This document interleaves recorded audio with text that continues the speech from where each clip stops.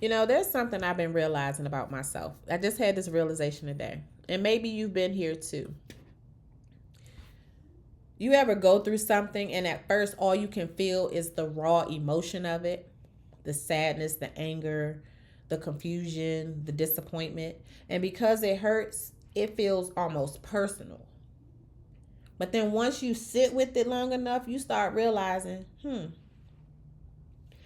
maybe this isn't about what happened. Maybe it's also about what it woke up in you. Because over the past couple days, maybe even week, for me, I feel like I've gone through a whole process, right? First, there was awareness, like, okay, something is taking a minute to say, something ain't right here. Something feels off, right? And you know how you feel before you have all the words or before you could fully explain it. Your body already knows that something is off. Then I had to kind of take inventory, and not just of the situation, of myself. What have I been allowing? What have I been letting slide? What have I been overlooking? Where have I been making excuses because I understand somebody or something or the situation? And that part can be so uncomfortable because sometimes you're not just looking at what somebody did. Sometimes it ain't about them. It's about taking a look at what you kept making room for, right? And then after that comes the evaluation. Like, am I actually okay with this? Is this cool with me? Not necessarily can I survive it or can I understand why they did it? Can I give them grace? But is this actually acceptable to me? That is a very different question.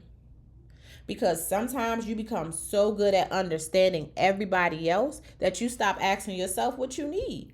And I have done that plenty of times. For a lot of my adult life, I learned how to be soft. And when I say soft, I'm not saying weak, but I mean accommodating, empathetic, understanding, patient, flexible. I learned how to become whatever version of myself I thought I needed to be in order to make something work. A certain kind of wife, a certain kind of partner, a certain kind of mother, a certain kind of woman, a certain kind of friend. And maybe you've done that too. You adjust, you compromise, you make room. You tell yourself this is what love requires, right? And there's nothing wrong with compromise. Please don't get me wrong. There is nothing wrong with being considerate. And there is nothing wrong with loving people enough to make room for them, to hold space for them. But sometimes making room for everybody else turns into taking up less room yourself. And that's where it gets dangerous because you can start calling self abandonment maturity. You can start calling silence peace or call over accommodation love. And I think that's what I've been taking inventory of, what I've been looking at. How many times did I say, it's all good, it's okay, I understand? They ain't mean it like that. Give it time, be patient. Don't make everything a big deal, oh. And maybe some of those things were true. But here's the part I'm learning something can be understandable and still be unacceptable. You can understand somebody's wounds, their trauma, their history, their whatever, and still say, yeah, you ain't about to bleed on me. You can understand why somebody moves the way they move and still decide, yeah, I don't want to be on the receiving end of that. That don't make you mean. That don't make you cold. And it does not mean you lack compassion. It means you are finally including yourself in the compassion. And that right there has been a bit of a game changer for me. Because understanding someone does not require you to abandon yourself. Grace does not mean unlimited access. Compassion does not mean you have to keep swallowing what hurts you. And softness does not mean you don't have boundaries. I think that's what the many lessons I'm learning. I'm in the process of learning in this season. Not necessarily how to go back to being, you know, a thug. Or how to become harder. More so how to become whole, because there's another part of me. A part of me I think I put down somewhere along the way. I just put it down. Let me leave this right here. I don't need this right now. Right? The part that says, nah, Slim, no. The part that says, yeah, I don't like that. You don't get to treat me like that. And maybe you've put that part of yourself down too. Not because you're weak. Maybe you just got tired of fighting. Maybe you just wanted peace. Maybe you wanted your relationship to work. Maybe you wanted your family to work. Maybe you thought being softer meant being more loving. And then one day something happens that reminds you, wait, I have a voice too. I have a line that can't be crossed. I have needs too. And that doesn't have to turn you into a confrontational person. That's the part I'm realizing. Finding your backbone does not mean you have to fight everybody. It just means you stop folding yourself in half to keep other people comfortable. You can still be kind. You can still be loving. You can still be soft and still say no, sir, no, ma'am, nah. You can love somebody and leave the room. You can understand somebody and disagree. You can forgive somebody and change their access to you. You can care so deeply and still decide that something is not healthy or right for you.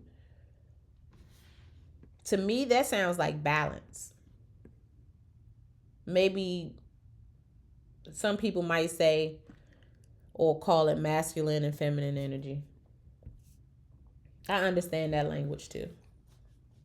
But for me, it feels a little bit simpler than that. It feels like being able to hold tenderness and strength in the same body. A soft heart, clear eyes, and a strong spine. And I think sometimes life has a way of bringing you situations that expose where those things have gotten out of balance. Sometimes the situation isn't there to destroy you. Sometimes it shows you where you have become too comfortable with discomfort. Sometimes it reveals the version of you that you became just to survive certain relationships. And then you get to ask, do I still want to be that person? For me, the answer is absolutely, positively no. I don't want to keep asking, who do I need to become so this relationship works? Who do I need to become so this person doesn't abandon me, so they stay? Who do I need to become so everybody is comfortable? I think the better question now is, what do I need in order to remain myself while loving other people? And maybe that's a question you need to ask too. Can you love somebody without disappearing? Can you care without betraying yourself? Can you stay soft without becoming silent? Can you trust what you feel enough to respond to it? Because sometimes we know that we know. We just keep negotiating with ourselves or waiting for more evidence or proof. Keep hoping the thing that hurt us was somehow not really what it felt like. And sometimes the courage is simply admitting, no, I know for a fact how this made me feel. I know what I experienced. And I know I don't want to keep experiencing it. You also don't have to villainize anybody to get there. I don't think every lesson requires a villain. Sometimes somebody can hurt you and still have served a purpose in your life. Sometimes somebody can disappoint you and still reveal something that you desperately needed to see. Sometimes a relationship can bring you face to face with the parts of yourself that you forgot. That does not mean what happened was okay. It does not mean you have to be super grateful for pain. It just means the pain doesn't have to be wasted. You can take the lesson, the awareness,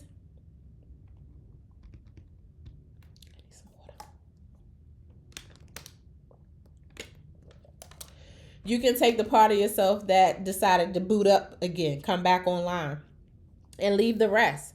And sometimes you're going to look back and think, damn, I knew better. I knew better. I knew better. But knowing better and being ready to do better are not always the same thing. Sometimes you have to get so tired first. Sometimes you have to see the pattern enough times that you finally recognize it. Sometimes something has to shake you up so hard enough that you say, yep, not anymore. I can't move like this anymore.